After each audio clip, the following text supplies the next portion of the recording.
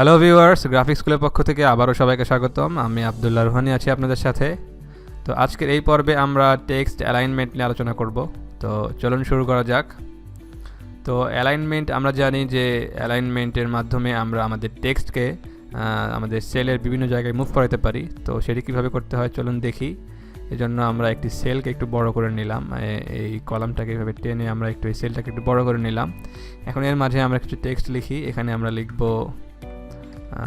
Graphic school. এই টেক্সটটি আমরা এখানে লিখলাম। লেখার পরে আমরা যদি এখানে আরেকটা ক্লিক করি, দেখুন আমরা যদি এই যে টেক্সটটিকে দেখতে পাচ্ছি যে এই টেক্সটটিকে আমরা এই সেলের বিভিন্ন জায়গায় মুভ করাইতে পারি। অর্থাৎ আমি চাচ্ছি যে এই যে টেক্সটটি এটি এই সেলের এই মাঝ বরাবর থাকবে, অথবা এই টপ বরাবর থাকবে, অথবা এই যে মাঝখানে এখানে থাকবে, অথবা একদম ডানে থাকবে। তো সেটি আমরা কিভাবে করব?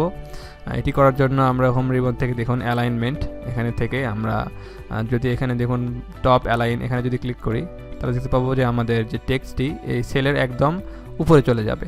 আবার যদি আমরা দেখুন এখানে মিডিল অ্যালাইন, এখানে যদি ক্লিক করি দেখতে পাচ্ছি যে আমাদের যে এই টেক্সটটি এটি আমাদের সেলের একদম মাঝ বরাবর বাম পাশে চলে আসবে।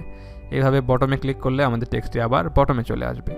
তো এটি হলো টেক্সট অ্যালাইনমেন্টের বিষয়। আরেকটি বিষয় সেটি হলো দেখুন এখানে অ্যালাইনমেন্ট লেফট, অ্যালাইনমেন্ট সেন্টার এবং অ্যালাইনমেন্ট রাইট আছে। তো আমরা এখানে যদি ক্লিক করি দেখুন আমরা চাচ্ছি যে এখন তো আমরা শুধু এই দিকে আমরা আমাদের উপর থেকে নিচে এবং একদম মাঝে এইভাবে আমরা টেক্সটটি মুভ করালাম। আমরা চাইলে আমাদের টেক্সটকে এই দিকেও আমরা মুভ করাতে পারি। দেখুন আমরা যদি এখানে থেকে সেন্টার অ্যালাইনে ক্লিক করি, দেখুন আমরা দেখতে পাচ্ছি যে আমাদের টেক্সটটি সেন্টার অ্যালাইন হয়ে গেল, অর্থাৎ মাঝ বরাবর চলে আসলো। আমরা যদি এখান থেকে রাইটে ক্লিক করে দিই আমাদের টেক্সটটি একদম রাইটে চলে যাবে এইভাবে।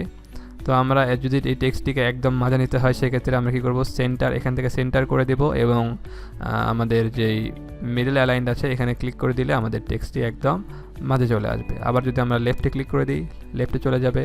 আবার যদি এখানে ক্লিক করে দিই একদম টপে চলে যাবে। আবার এখানে ক্লিক করলে বটম, আবার এভাবে ক্লিক করলে সেন্টার, এভাবে মিডলে করলে সেন্টার মিডল। এইভাবে আমরা আমাদের টেক্সটকে আমাদের সেলের বিভিন্ন জায়গায় এইভাবে মুভ করায় নিয়ে আসতে পারি আমাদের কাজের সুবিধার্থে। এখানে আরেকটি বিষয় দেখুন, সেটি হলো এই যে এখানে ডিক্রিজ ইনডেন্ট অ্যান্ড এখানে দেখতে পাচ্ছি যে ইনক্রিজ ইনডেন্ট। এই যে বিষয়টি আমরা যদি আমাদের টেক্সটকে একদম লেফটে নিয়ে আসি এভাবে দেখুন, আমরা চাইলে লেফট থেকে আমরা ডান দিকে আমাদের ইচ্ছা অনুযায়ী আমরা সরাই নিতে পারি। দেখুন আমরা যদি এটাকে একবার সেন্টার করে দিই দেখতে পাচ্ছি যে অনেকখানি গ্যাপ চলে আসতেছে। তো আমরা এটিকে লেফটে করে দিলাম। দেখুন এখান থেকে আমরা যদি এই ইনক্রিজ ইনডেন্টে যদি একটা করে ক্লিক করতে থাকি দেখতে পাচ্ছি যে আমাদের এখান থেকে স্পেস একটু করে বাড়ছে।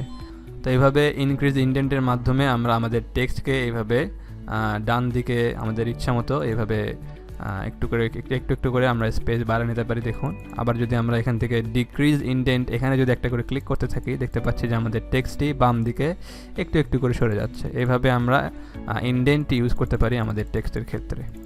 তো আশা করি বিষয়টি সবাই বুঝতে পেরেছেন। তো আজকের পর্বে এতটুকুই, পরবর্তী পর্বে আবারও দেখা হবে। ততক্ষণ সবাই ভালো থাকবেন, ধন্যবাদ।